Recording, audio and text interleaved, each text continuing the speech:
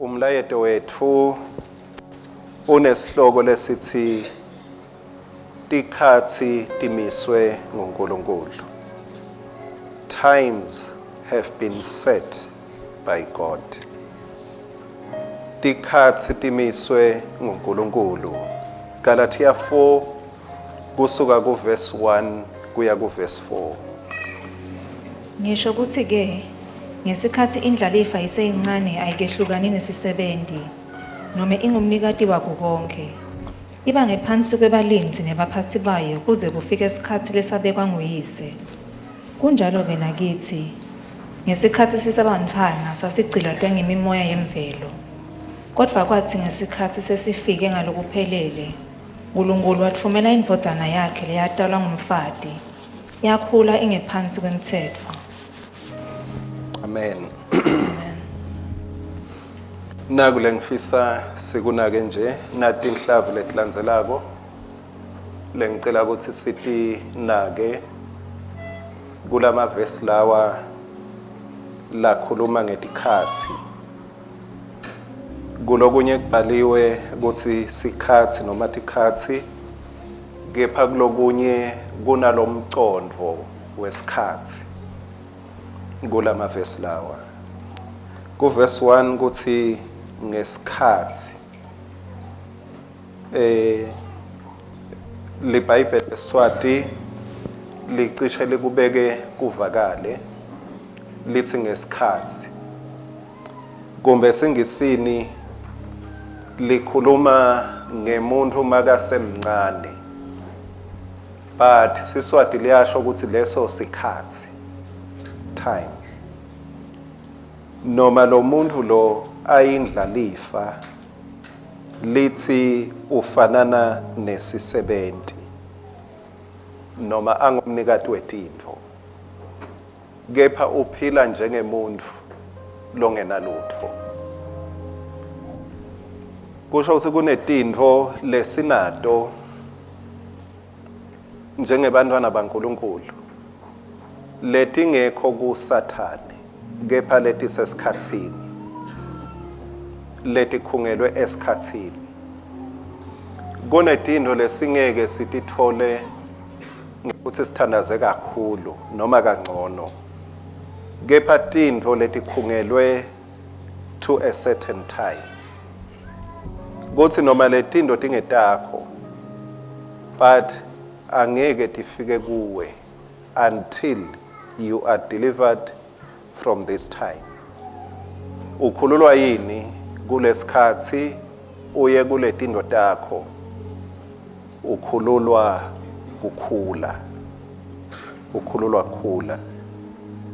Verse 2 uthi uba ngephasi kwebalinzi nebaphathi bayo kuze kufike sikhathi. Libeka kamnanzi eSiswatini. Sisuke esikhatsini siye esikhatsini. Kunetintfo letenteka within the limits of time. Kunetintfo letenteka within limits of time. Kunetintfo letigcinwako tigcinelwe kuthi until you are free from this time to that time. Siyathi ukuthi kunebantu abethu labakhona kushayela, labanye kumbe bafunza kushayela kusengakafiki iminyaka levunyelwe ngumthetho ukuthi bangashayela. Abanayo inkululeko kumba ngayikhokha egarage ayibeke ebaleni, kepha ude inkululeko yekuhamba kulemgwaco uma ngabe angakafiki eminyakeni lomisiwe, noma likhono angaba nalo, but ngeke avete likhono emaphoyiseni bese ayamyekela. Kumele avete lokumcertify ukuthi uyaqualify to drive. Awu drive ngelikhono, udrive ngekwemthetho. Kunetinto uNkulunkulu lathi umthetho utasibamba singabi nato until we become of age.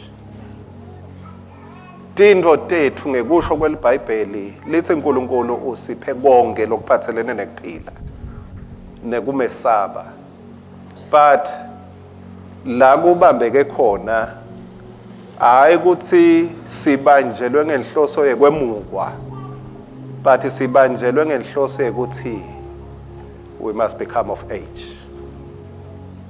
Kukhona inkululeko lesingeke sibe nayo until we become of age. Kungendeka silwe naSathane, but until we become of age, there is a freedom we will not enjoy. Bese verse number 3 uthi ke kunjalo ke nakithi ngesikhathi elibolithwebela leligama limgcoka. And ngetulu kwemahumsho la khona I think Siswati siya excela because it marks the different times. Kunjalo nathi ngesikhathi sisebantwana sasigcilatwe ngemimoya. Kunetinto letitawukwenta itarget yakho yato hayi ngoba ungakholwa, kepha ngoba usengakakhoni kuresponda njengemuntu lokhulile, njengemuntu lokhulile. Kumbe bangaba banengi bethu la labangasho kumbe labanye basate sabatinja kumbe labanye target abaluma sebanemanceba bathi ngakuluma ibesiyeva lenye ukuthi yake yakuluma inja. So but tikhona tikhathi la khona kukhongoza nje kwenja bekukusakade ungene emahlathini. Those times, but kwahambe kwafika tikhathi la khona ubona ukuthi hayi ngeke ingente lutho, uhambe ngenkululeko noma ingakhongotha kanganani. This is a time. Kukhona letinye tintfo lekungendeka ngenxa yekungakhuli ade kulalisi, but base ukhulile ulala ngekuthula. Hayi ngoba tingasekho, but because your age has changed. Kusho ukuthi akushintshi letintfo, kushintsha wena.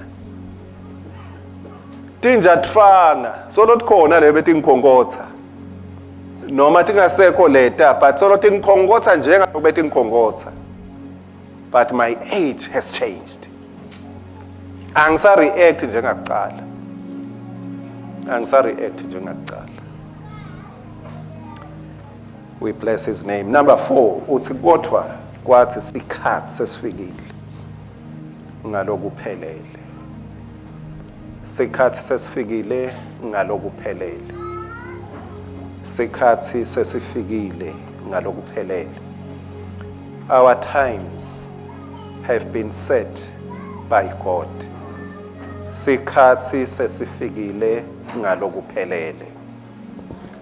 Isikhathi sesifikile ngalokuphelele.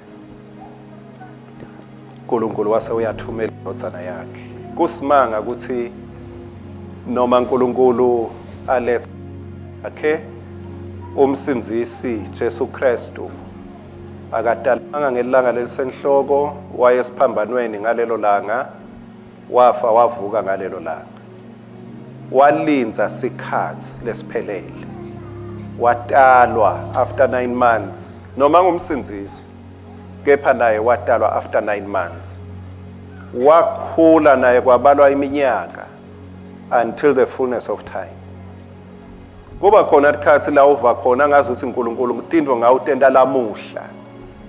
God works according to the fullness of time. Usebenta ngekuphelela kwetikhathi. Usebenta ngekuphelela kwetikhathi. Ngicela kuPaula lokho lokulandzelako ngaletikhathi njengalokho uNkulunkulu in charge kwekucala ngicela sikubuke kuDaniela sahluko 2 singathini ngetikhathi. Daniela sahluko 2 verse 19 kuya ku21. Kwathi ebusuku lemfihlakalo yembulwa kuDaniela ngembono. Daniela wathumisa uNkulunkulu welizulu wathi, alithonyiswe libito laNkulunkulu phakathe naphakathe. Kuhlakanipha nemandla kwakhe. Ugucula tikhathi netikhathi temnyaka. Ubeka emakhosi aphinze awehlise. Ubanika kuhlakanipha labahlakaniphile. Anike lwati kulabacondzako. Amen. Daniela ekuthandazeni kwakhe masambonga uNkulunkulu. Masembulile lemfihlakalo lesitawubona emavesini lalandzelako wenela kwembula uNkulunkulu. Daniela la kutfola ngaNkulunkulu lengithi akobe sisekelo sekuphila kwethu kuleti khathi lesiphila kuto. Kuthi uNkulunkulu uyatigucula tikhathi. uNkulunkulu uyatigucula tikhathi. God is in control of times. Uyatigucula uNkulunkulu tikhathi. Yeah. Kube bengingufundisi Grace wakaMasilela. Ngabe sengithi ukuthi akukhale livadla. Ngidze ngime ngalunye. Ngithi uNkulunkulu uyatigucula tikhathi. Yeah. Uyatigucula uNkulunkulu tikhathi.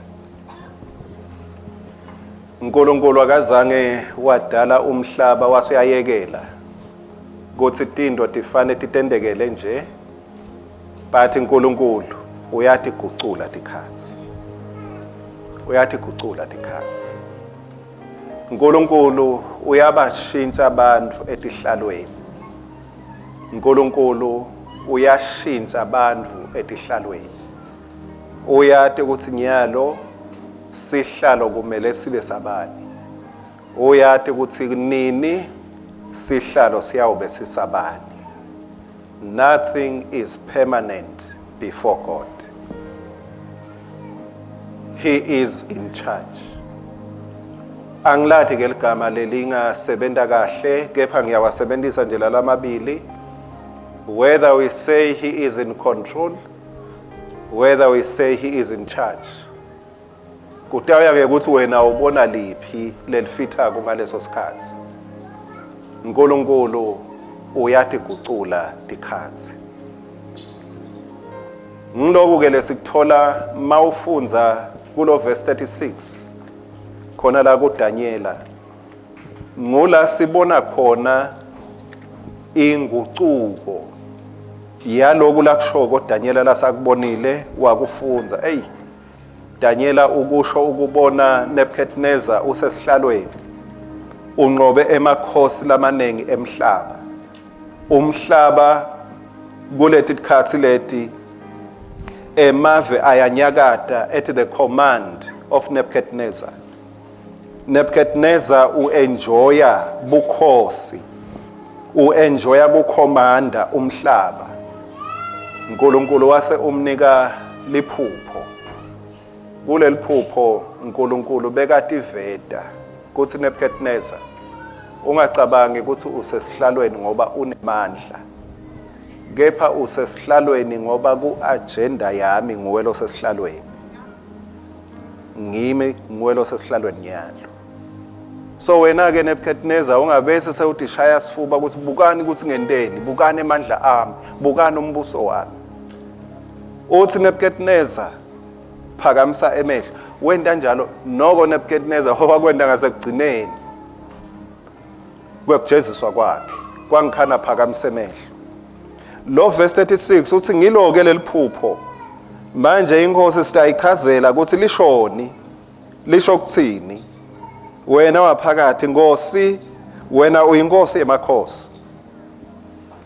Kusho semakhosi lamanengi abe wancobile Nebuchadnezzar.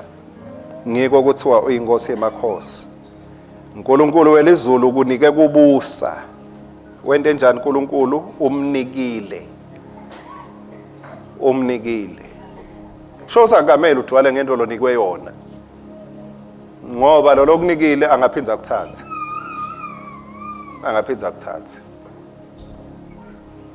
kuthathe. Niyangiva bazalwane. Lokhu kwakho ngilowadalwa unako. Lokunye webolekiwe. Uthi ukunikile kubusa. Ukunikile emandla. Ukunikile ligunya. Ukunikile lithumo. 38 etandleni takho ubeke abantu netilwane tesiganga kanye netinyoni telizulu. Noma ngikuphi lapho tidalwa tihlala khona, wena ukwende waba ngumbusi wadotonke.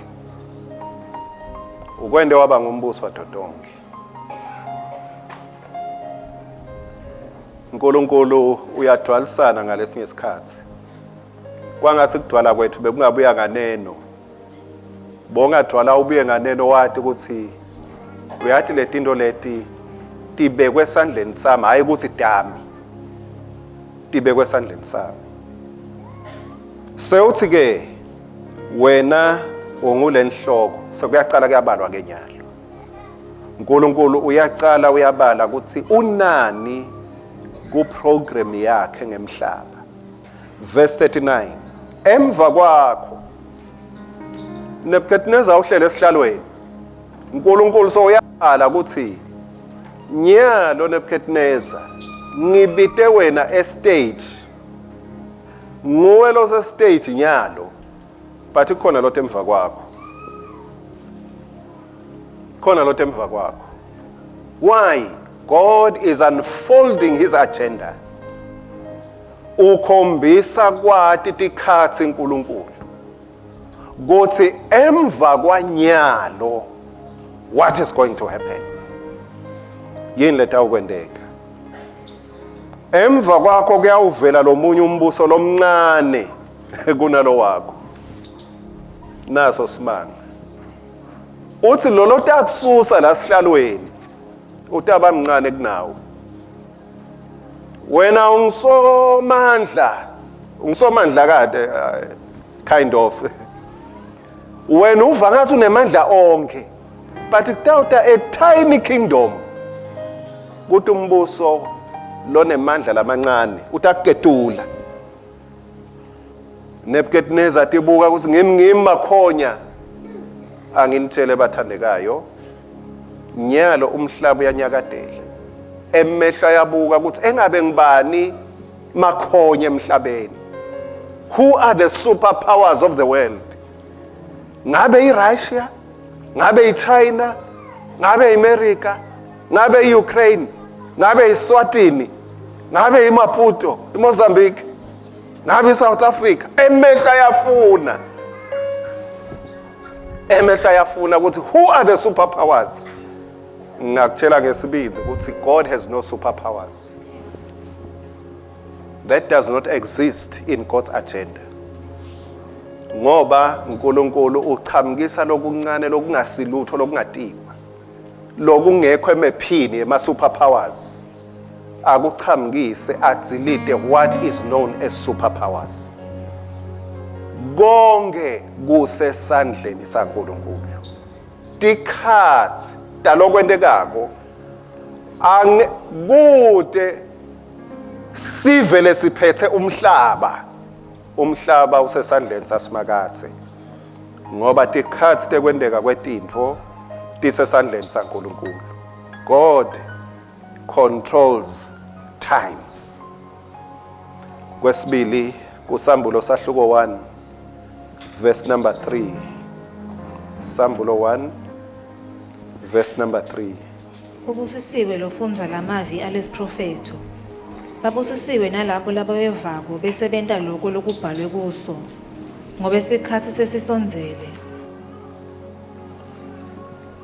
Babusisiwe labeva lamavi alesiprofetho. Bese bayawenda leni ngoba sikhathi sesisonzele. Sikhathi sesisonzele.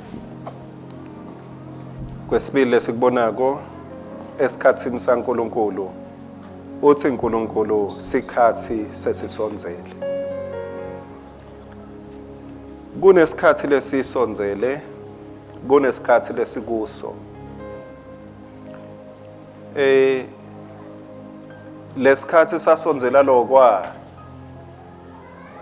Jesu makafa avuka enyuswa. Sikhathi sekubuya kwakhe saqala sasonzela. Saqala sasonzela. Johane makabhala emva kokwenyuswa kwaJesu ubhala uNkulunkulu uthi sikhathi sesisonzele.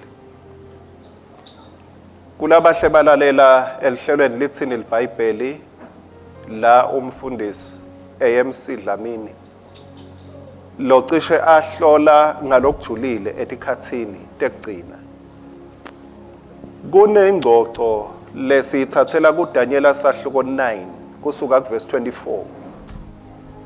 Nyalo sikhuluma kakhulu ngaverse 27. Kuverse 27 likhuluma ngembusi lotawufika. Umbusi lolandzela abantu laba kuverse 26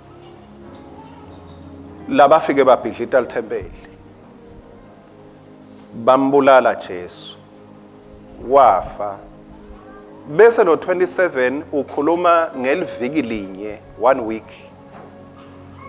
1 week una 7 days.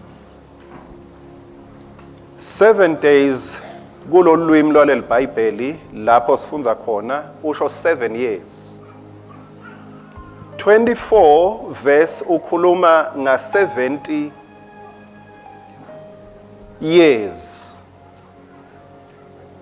70 years lomiselwe inhlupheko kungabikho endzaweni kwemaJuda ascattered ahlushwa.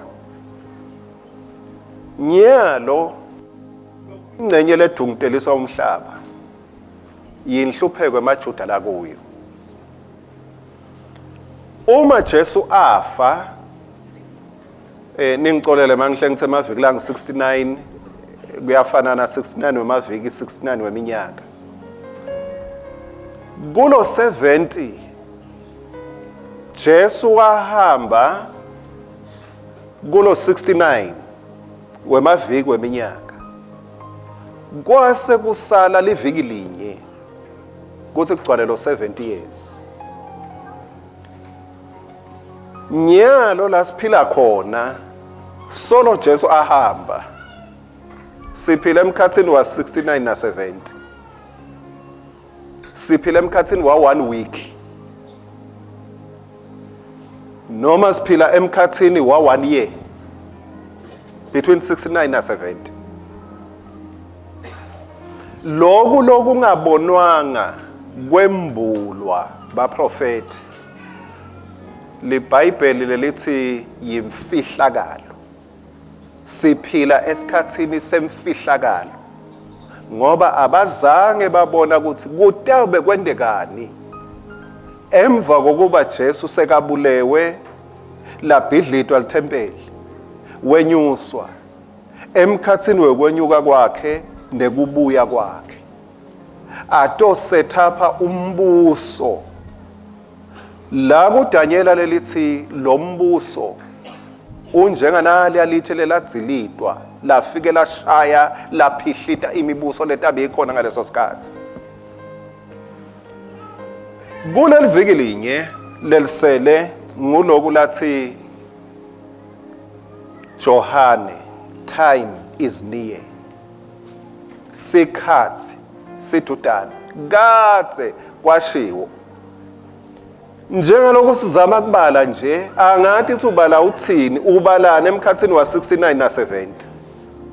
Awubale phela ungasho ukuthi 1 2 3. Kude lokubalako between 69. Kumele nje uthi 69 bese uthini silapho ke solo sithe 69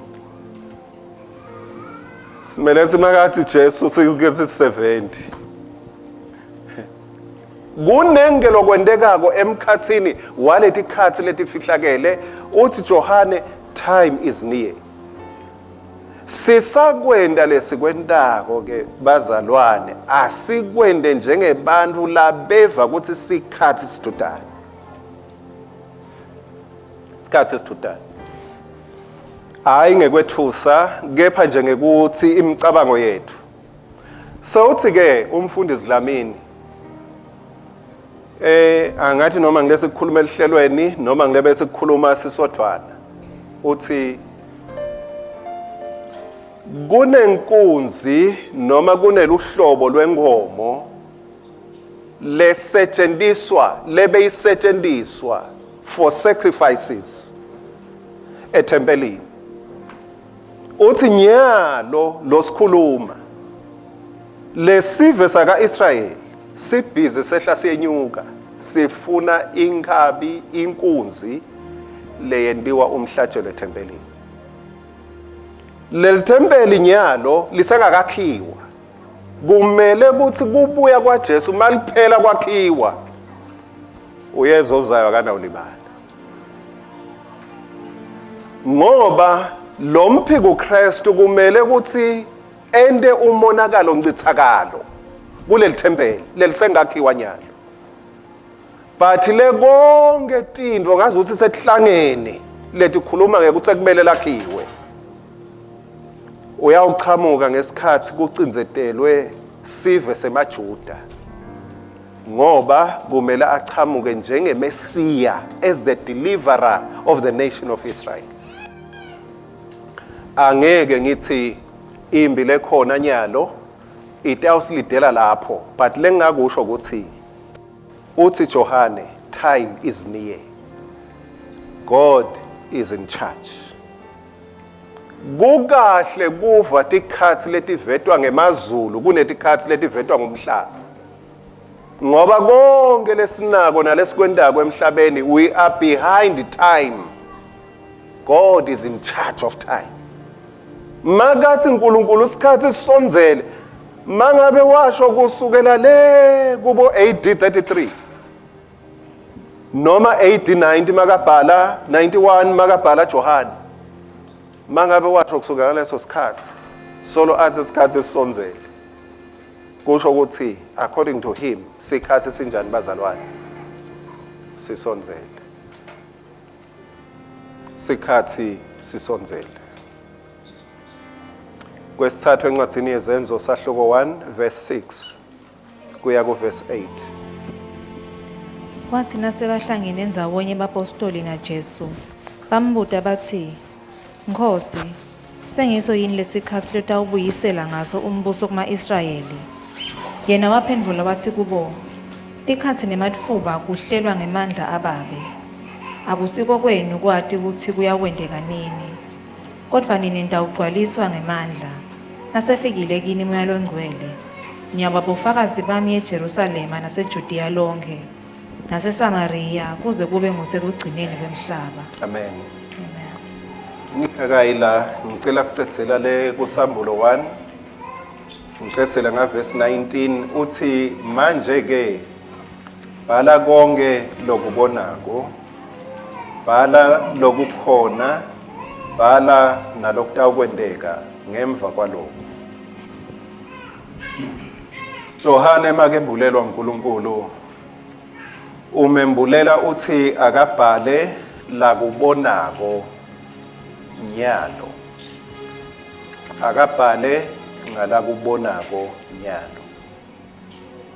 Niyathi mosimangathi ake uchaze ngekuthi kwendekani ungangichazela ngalokubonako wena. Kwesibili uthi bhala ngalokwendekako ngalama emagama lokwendekako kahle kahle emhlabeni kungetulu kwalo lokubonwa nguwe nyalo. Wena ungabhala ngalokubonako but awubhali ngalokwendekako ngoba losila asathi sikwendekani, kepha uNkulunkulu lokwati kwembula tinto letendekako nyalo. Uthi ke bhala ngale tinto letingi-3, bhala ngalokubonako. Imithandazo yethu esikhatsini esiningi we pray only around what we see. Sithandaza ngalesikubonako, asithandazi about what is happening. About what is happening. Ngoba lo sihleti la, we don't know what is happening. We don't know what is happening. Angisukukhomba khashana, angikukhombe la uhlala khona, endlini ekhaya noma emsebentini. Lo uhleti lapha nje, you don't know what is happening. Awathi isikwendekani. Awathi bani wendani noma lenhle noma lekabi. We only pray around what we see. But God knows what is happening.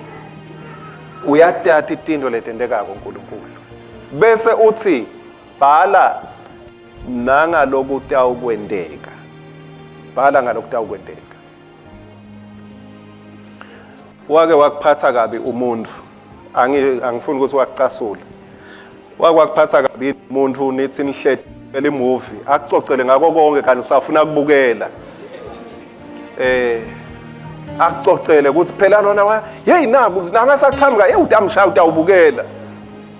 Mose ngitobukela imovie awusuba imovie eceleni kwami. Awayo bantu abasha benjani imovie. So uthi ke bhala ngalokutakwendeka. Oh hallelujah. Kune movie something is about to happen. Kulo mhlaba lo. And uNkulunkulu kuphela lo watiko ukuthi what is about to happen. Kuna ngomhlaba na. La kuzenzo ke lithi don't worry about times. Ungakhathateki ngetikhathi letisethwe ngemandla kaNkulunkulu. Kwesithathu, focus on what to do. Lo verse 8 usho njalo. Uthi wena utawemukeliswe amandla. Babuta bathi ngabe sengiso in lesikhathi, is this the time? Uthi Jesu ku verse 7. Ungakhathateki ngetikhathi. Kungakhathathi ukuthi kutawuphethani, kutawukwendekani. Uthi don't worry about time. Focus on what to do at this time. Uthi nyalo utawethola emandla ekuba ngufakazi wami. Time has been set already by the divine authority of God. Kwekugcina kulo maseGalatia lasicale khona, God works out all things based on the fullness of time.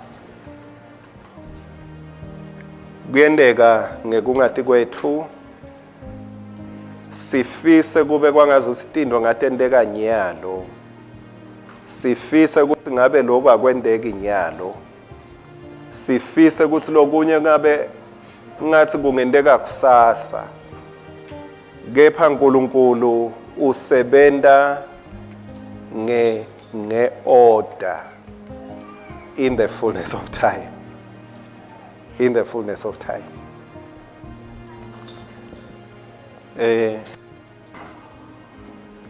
Ngikabekisa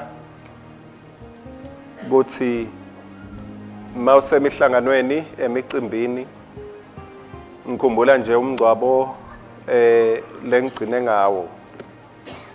Kukhona ihlobo kulomngcwabo lebethi ngakabhala ku program. Tihlobo talo bekashonile. But ngekudati ukuthi hawo babo bani bahamba bayohlebela MC bathi bosifaka sitawukhuluma lapha. Kunjalo nasebomshadweni Pastor Mtho mawusaya khona bhuti. Ngawucamka nje sihlobo. Wena bongakasifaka iprogram. Sithi ngumntwana andi lo. Kufanele ngikhulume. lo msebenzi awukaphelele kungakhulu umthine. Bathi faka program ngoba bayadada isibabo bani. Futhi bese bathatha inkundla sebakhuluma kwedlula wonke wonke. Kepha bathi tholele leso slot kule program. kuNkulunkulu ku program yakhe kude Sathane la ngakuhleba athi Sathane ngicela kufaka nako kude umbuso walomhlaba longacela kufaka kwakhe eluhlelweni lwasimakathe. God is in charge. Nguye lobambe ematome kwendeka kwetitho. Nekufa ngisho kuchamuka kugula njengaloku kuchamuka iCovid noma kuthiwa iyabuya noma kuthiwa iyahamba awusathi kusibheke ngakuphi. Ngathi inhloko yakho ngoma inhloko makhanda khanda nangabheke ngakhona nangalakubheke ngakhona nangala kuthiwa kuhambile nangala kuthiwa kuyabuya. Awukuthola ukuthi kubheke ngisho kungachamuka kona seku noma kuthiwa imonkey face yini lokuchamuka. Noma kuthiwa sekune monkey face nyano. But ngicela kusho God is still in charge. Not monkey face. Kude lokucela kufaka kwako ngisho ngani ngisho ngoba kwase Roma 8:28 uthi konke kusebenzelana kube ngilokuhle. Konke kusebenzelana kube ngilokuhle. Konke kuchashwe ngusimakathe ukuthi akutomsebentela kule program yakhe at this time. Kude lokutawugcina kona kuyawugcina ngaye simakathe athi the game is over. Imfengwane ikuye. Emahubo 31 sesiyathandaza nga verse 15. Emalanga ekuphila kwami asesandleni sakho. Ngephule esandleni setitha tami nakubo labangidingelako. Emalanga ami asetandleni takho. Mawune good news ayisi good at all kuleli verse leli. Mbebathe ngiyalifunza kwangathi ngifunza lenye verse. Emalanga ami asetandleni takho. Our times are in his hands. Noma sithandazela timo, sithandazela ngalesi kubonako. Kulokunye sithandaza njengalolo thandazako la kuthi akhululwe esandleni setitha. Kepha kuze siphile esikhathini tekugcina kumele sencike kuNkulunkulu. Kumele sencike in his divine provision. Kumele sencike in his protection. Kumele sencike kuNkulunkulu simethembe ukuthi isikhathi sakhe is the best time. God's time is the perfect time. Kuko konke lokwendeka kwempilweni. Kulesinye isikhathi itinto kuba ngathi atisebenzi ngekwemithandazo yakho. But yethemba isikhathi sasimakathe. Trust God's time. Lebe ungafisa ukubona kushintsha nyalo. Just relax. Phumula. God is in charge. God is in charge. uNkulunkulu akasangani. Akafanani nemuntu oshayela imoto bese uluza icontrol. Bese uthwala tandla enhloko ahlaba inyanza leyo. uNkulunkulu akana nyanza leyo. He is in charge. He knows what he's doing. And he knows what will happen. Wenda njalo Jesu encwadini yaLuka 23 sifunza ukuthi umthanazo wakhe wekugcina wathi babe esandleni sakho ngiyabeka umoya wami. Into your hands I commit my spirit. Wase uyalala. Wafa bekethembe Jesu bekethembe ukuthi noma yena angasaboni angakhoni kubala until the third day. Kepha uNkulunkulu uyabala emalanga akhe kubasethuneni. Themba uNkulunkulu ngisho ungeva ungade ukuthi kwendekani kuphi. Wena ube nje uthi Nkosi wena lokwathi inombolo uyakhona kubala ukuthi ilanga lami lesithathu kunini. Uyathi ukuthi utangifuna kanjani. Kuba mnanzi mangabe ematoma kuwe. Kuba mnanzi mawubambe icontrol, mawucontroller. Noma ngabe siyahamba la mgwaqweni kumbe kushayela lomunye mawungumshayeli uye uve ngathi lo munye utawushayisa. Ngesikhathi kushayela wena la uva ngazi ukuthi angeke kushayiswe. But makushayela lomunye uthi bona ngoba uva ngathi utawushayisa. Relax mntwana wasekhaya. The greatest driver, God himself, is in charge. You can relax. Uyati emakona la kumele awajike. Uyati la kumele abhilike khona. Uyati la kumele afake igiya la kwenyuka khona. God is in charge. Mawuyekelele esandleni sakhe uyalati ilanga lakho lekuvuswa ethuneni. He knows the times. Ngicela sukume sithe uthandaza. Ngiyamazi umhlengi wami akala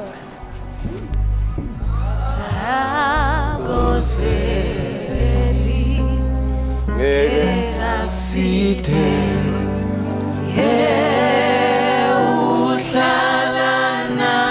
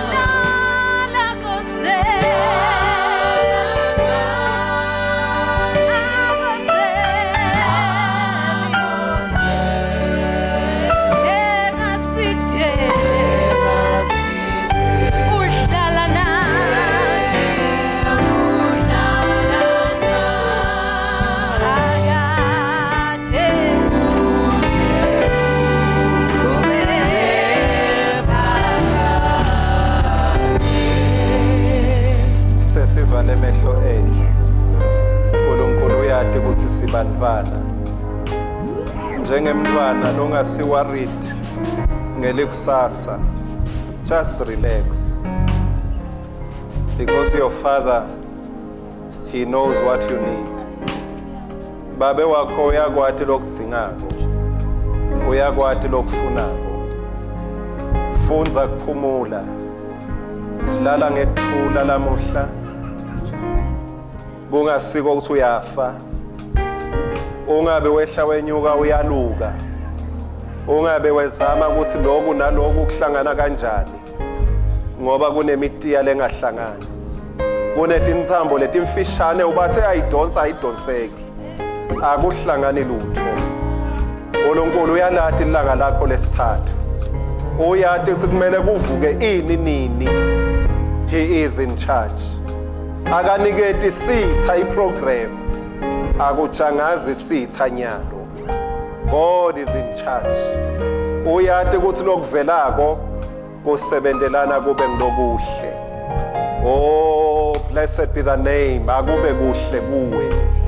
Ngoba uNkulunkulu ukhokhe umyalo. Kuthi lokutha ukwendeka kuwe kutakushiya ukahle. Ukhokhe umyalo simakathi. uNkulunkulu longcwele siyabonga ukuthi usathi ebuntwaneni bethu. Uyakwathi kuyaluka kwemicondo yethu. Uyathi ukuthi sibese siyaphazama. Masibona ngathi into athi ihlangane. Masibona into ngathi out of control. Ubese kuba khona kuphazama. Ngikhulekela Nkosi ukuthi inhlitiyo yamunye namunye kunaba abantwana bakho ibe settled kumahubo 31 verse 15. Tikhathi tami tisesandleni sakho.